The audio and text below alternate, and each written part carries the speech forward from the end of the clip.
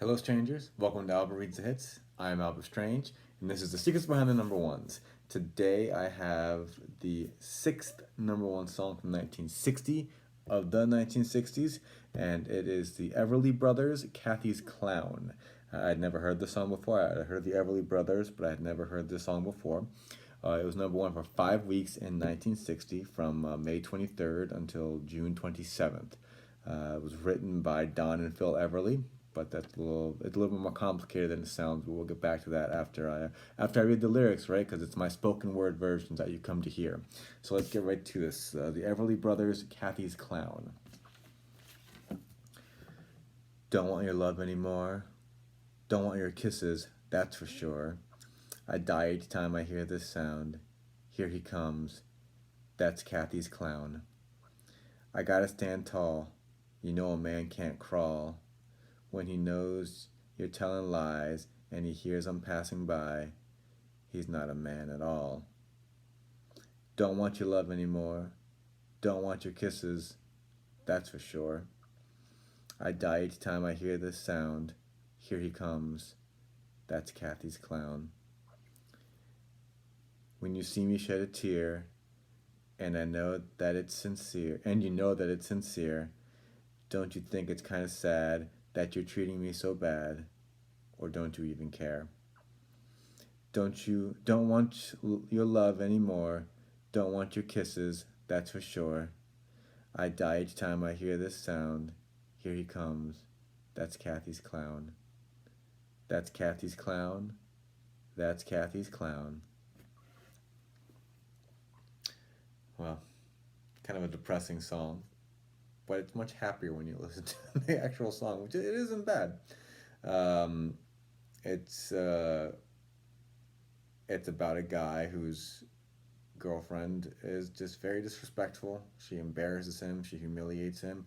I don't know for sure that she's necessarily cheating on him, but it sounds like she just treats him like crap, and she does this in public, and everybody is just calling him a clown. Like he's Cathy's clown. That's her boyfriend. That's Cathy's clown.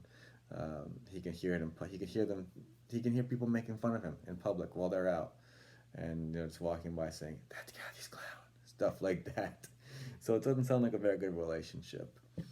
He needs to get out. Get out. Get out, my friend. Just get out. But as I said, this song was number one for 5 weeks. Was written by Don and Phil Everly. However, in November of 2018, so that's almost 60 years after it was released, um, it was ruled that Don was the sole writer and that Phil had relinquished his rights prior to 1980. So Don, who has subsequently, he had already passed away at that point. Phil, I believe, is still alive, but Don died around 2014.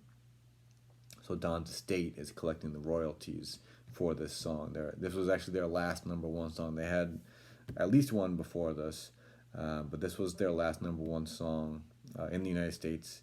They may have had, they after this song they enlisted in the Marine Corps, the Marine Corps Reserves. Excuse me, I should definitely qualify that in 1961, and when they got out. They still recorded. They were still making music. They still had a few hits in the United States, but their popularity waned a bit, and they were still very popular in the United Kingdom and in Canada, but they never had the success that they had in the late 50s and in 1960 in the United States. This song, like I said, they had at least one prior number one song, but this was their biggest hit. This was like their signature hit, and the pair, the Everly Brothers, very influential group. They are credited with influencing the Beatles, the Beach Boys, the Bee Gees, and Simon and Garfunkel, just to name a few. Rolling Stone had compiled a list of the 20 greatest rock and roll duos of all time, and they rated them number one. So that's telling you something. They've been inducted into the Rock and Roll Hall of Fame. Not only have they been inducted, they were in the inaugural class in 1986. So this is a pair that has long-reaching influence in popular American music.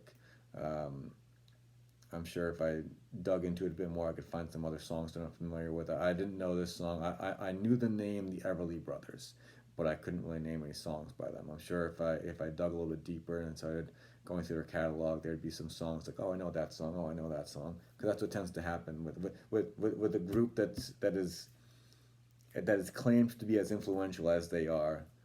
Uh, it's almost impossible to not be exposed to some of their music. Um, and I'm actually interested to see what else I come across as I go through the 50s, because this was their last number one song in 1960, but I know they had at least one other one in, I believe, 1957. I don't remember the name of it. Um, so I know that I'll be hearing them, and through that you'll be hearing them again, or at least hearing their lyrics again. So I'm excited. Again, this song didn't really register with me, but they're good singers, very good singers, and I look forward to hearing more from them. Again, that's part of the reason why I do this, to discover music that I would otherwise not really ever come across, because you don't really hear this type of music on the radio anymore. So at least not on any not on any radio stations around here that I know of.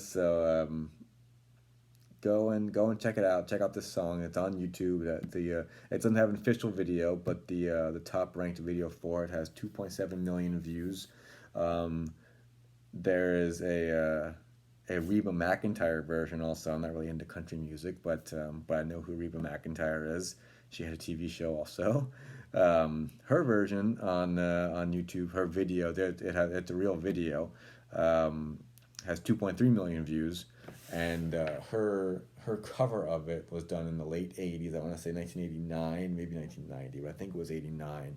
Um, and it was number one on the hot country Billboard charts. Wasn't in the Hot 100. It was in the Hot Country, but a number one song is a number one song.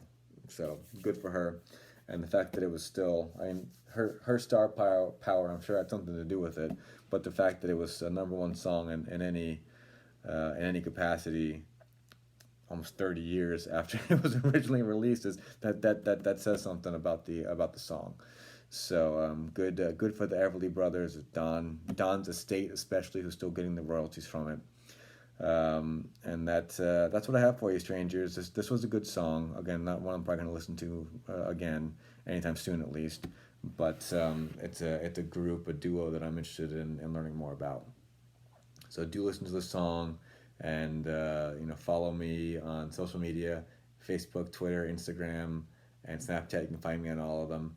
All the handles are in the description.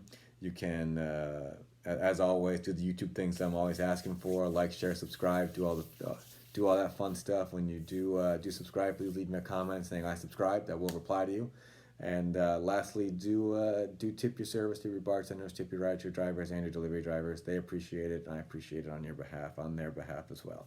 So there you go, strangers. This is the sixth number one song in 1960. I'll get to the sixth number one song in 1970. It's a Beatles song, I'll tell you that much. So do check out a couple other songs from the 60s that I have right here for you, and I will see you in the 1970s on the next one. Almost forgot.